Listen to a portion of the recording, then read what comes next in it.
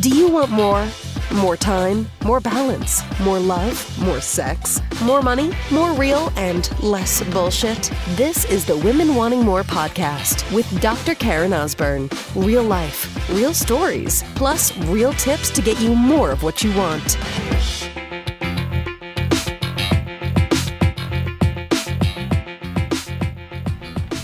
What's next? What's next?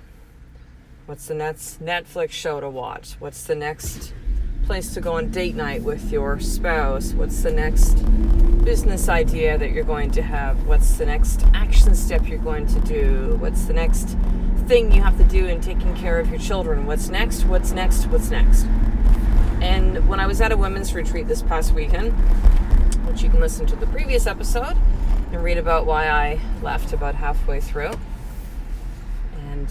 and why, but the parts that I was there for, there was something that she said to me that I wrote down, the what's next syndrome, which is what we're calling this episode. And it's interesting because the what's next is a great thing to have, right? Like, okay, cool. Got that done. What's the next thing now, right? It could be something as simple as, again, what's if those of you that watch TV, like, what's the next Netflix show? What's the next book you're going to read? Where's the next place you're going to go on vacation? Like, what's next, right? What's the next thing? And there's absolutely nothing wrong with that. But here's where the challenge lies. The challenge lies in thinking that the happiness, the satisfaction, the feeling of success comes from the next thing. What I used to sometimes say to my husband, thinking that the grass is always greener, right? Like, it's the next thing. It's the next place you move to. It's the next job that you have. It's the next, thinking that the next thing will be the one. So we have two camps, right? We have where the next thing is an excitement, like, oh, I finished this, now this is the next book I'm going to, right? And then we also have, well, the next thing is what will make me happy. So where do you go with that? And which one do you see yourself in, sister? Do you go, oh yeah, Karen, like, you know what, I like, what's the next thing? What's the next kind of moving forward? Or like, yeah, that's me. Well, this, didn't work with my marriage. So the next marriage will make me happy. It's the next thing. It's the next business. It's the next MLM I join. It's the next friendship I have. It's the next workout regime. It's the next nutrition style. It's the next. And I don't think this denounces denounces the way of being, which is like, hey, I'm going to be a better human being, right? How do I get to be a better human being? Not saying there's something wrong with me currently, though. This is where the conundrum lies. Not saying that where I am now is not enough. Not saying that I'm not good where I am or I'm broken and I need to do this thing to somehow fix me. But simply saying, hey, you know what? Learning something new, yeah, that makes me a better human being. I get a new perspective. I get a new way of understanding. Maybe I gain some knowledge. Like, that's always something that's going to help me. Most likely not be something that hurts me, right? The next, hey, I'm reaching out to this, new person, a friendship. Hey, you know what? Like a friendship, having somebody else that I feel like I can trust and can support me. And, that we have common things in, and, having that sense of community, I'll say the words in quotations, family, right? Because family is not just, for me, biology.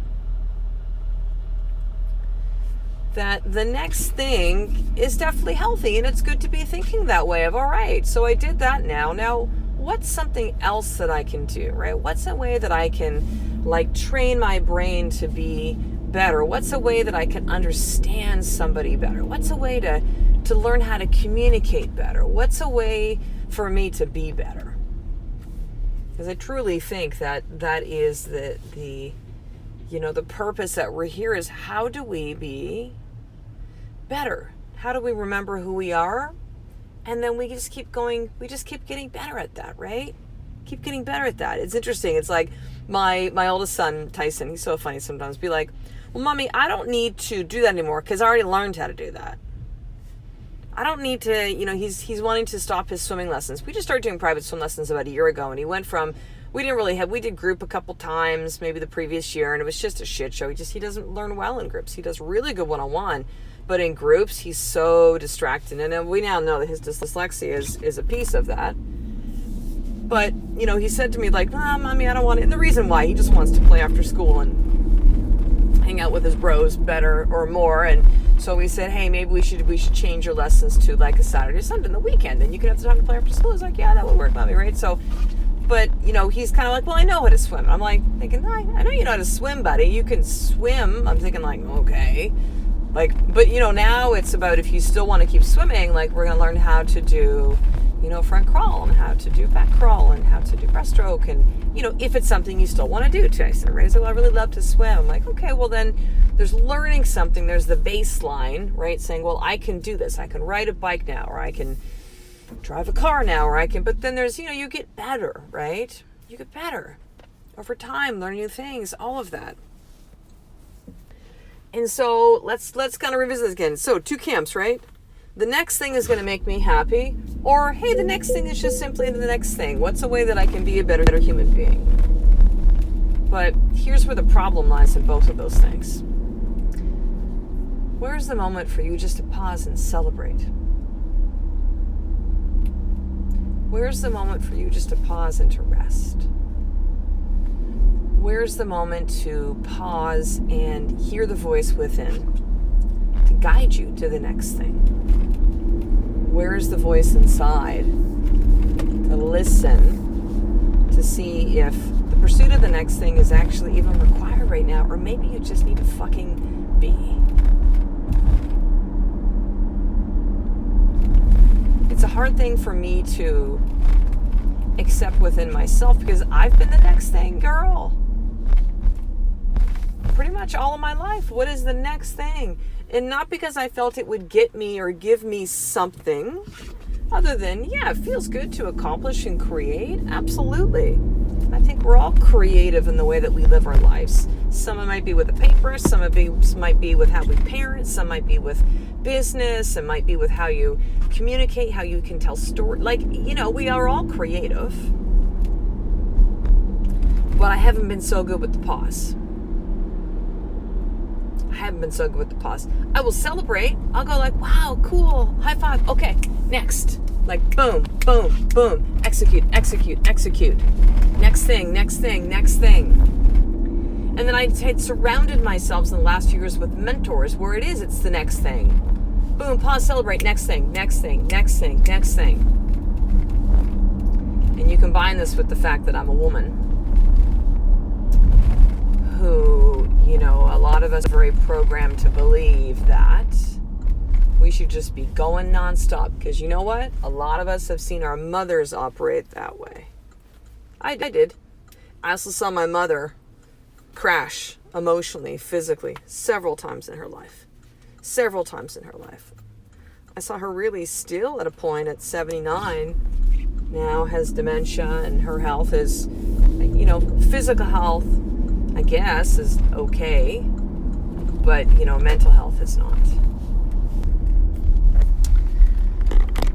So my recording cut off. I'm going to pick this up where I think it stopped. So the what's next syndrome is that, thinking that we don't have the time to celebrate or pause or to take the time for stillness to even listen to the voice inside. Remember when I was running live events and group coaching programs and one-on-one coaching programs, and the question that would often come up, which is a really common one, which was like, well, how do I know the voice inside, Karen, is the voice, the one guiding me? Or how do I know that it's not fear?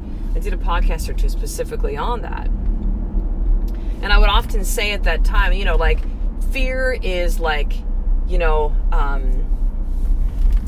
the voice inside is going to be action-based, urging you to move forward. And the voice inside is saying to go forward. Did I say it that way? Fear is saying, I just came off a float, by the way. And so if it's having a hard time for me to put ideas together, stay with me. We will get there, sister.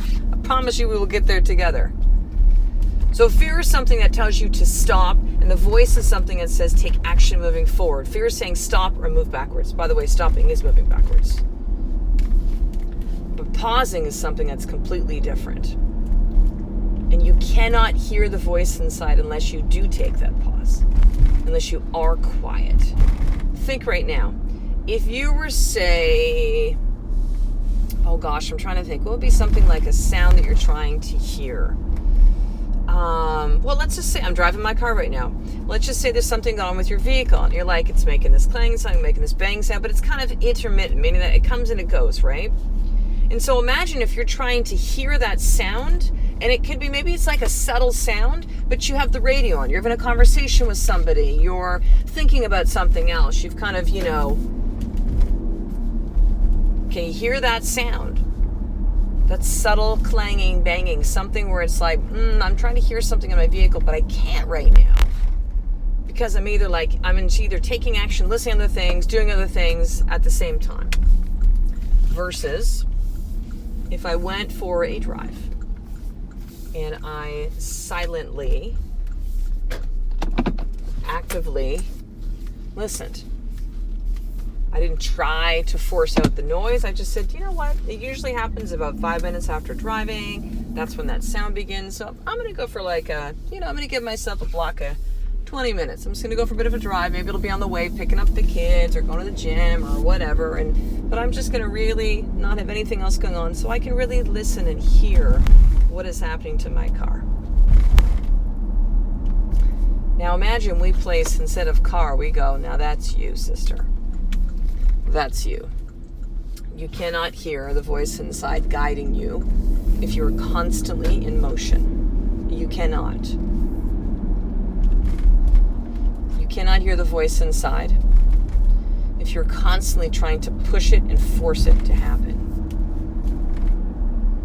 You cannot hear the voice inside if you stay in a constant place of motion where it's not even executing, where it's getting you the things that you want, but you're just simply kind of making yourself look busy. You know what I mean, sister? Oh, how you doing? Oh, I'm so busy. I got this and I got that and I blah, blah, blah, blah, blah. And if you look back on your day, you probably fucked around on Facebook for like 3 hours, texted for a little bit of time. Like, there's nothing purposeful that is going on within your life. And you are merely just kind of like moving around, looking like you're doing lots of stuff.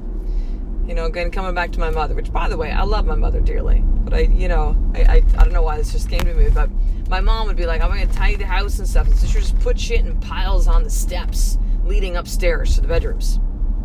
Careful when you come downstairs, we got shit on the steps. I'm like, all right. She would just pile and put stuff away into a closet and deal with it later. There was a lot of motion that was done, but nothing was really done. Nothing was really tidied or sorted through and stuff. And so there is time that pause needs to happen. And if you don't take time to slow down, you won't be able to listen to the voice inside, whether you want to call it the voice, capital V, God, universe, source, whatever, man, spirit. So here's your more tip for today. Number 1, I want you to identify, are you the next, what's next syndrome, gal, woman, man listen to this podcast too? Because you think it'll bring you happiness, or you think it's going to, that's just, that's who you are. You like to kind of crush stuff and accomplish things. So identify. And then the second piece is simply this. Where are you just constantly moving where you need to be actually taking that pause so you can hear, so you can listen, so you can listen, and decide that you're going to give yourself a chunk of time to really do that. Maybe it's a day, maybe just a decision you're kind of grappling with, and you're like, instead of just asking more people and journaling, but like maybe just sit with it, right?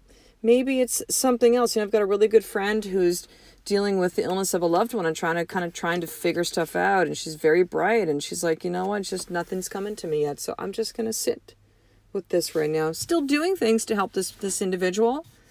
But yet, I'm not hearing anything yet. And so until I do, I'm just going to sit with that. So what type are you of that what's next syndrome? And where do you need to just be taking a pause, like being in stillness to hear? So, sister, finishing up 2 things. Number 1, if you have not already gotten one of the limited edition Women Wanting More journals, I've got about 50-ish or 45 or so left right now. So head over to drkarenosborn.com/free journal. Beautiful orange leather journals. I'm going to send you some other cool Women Wanting More swag. You take care of a little bit of shipping and I do all the rest. So that's drkarenosborn.com/free journal. And if you've not received the newsletter, go do that. What are you waiting for? drkarenosborn.com/action guide. I'm going to send you some cool gifts along with that. And you can stay in touch with the Women Wanting More movement and part of this tribe. So I will talk to the next episode, sister. Just know that a life of more is not necessarily one step away from the next thing, but it is from you taking that time for stillness and pause and listen to the voice within every single day. I love and appreciate you. To get the show notes of each Women Wanting More episode, including the How to Get More tip, subscribe to the newsletter at drkarenosborn.com/newsletter.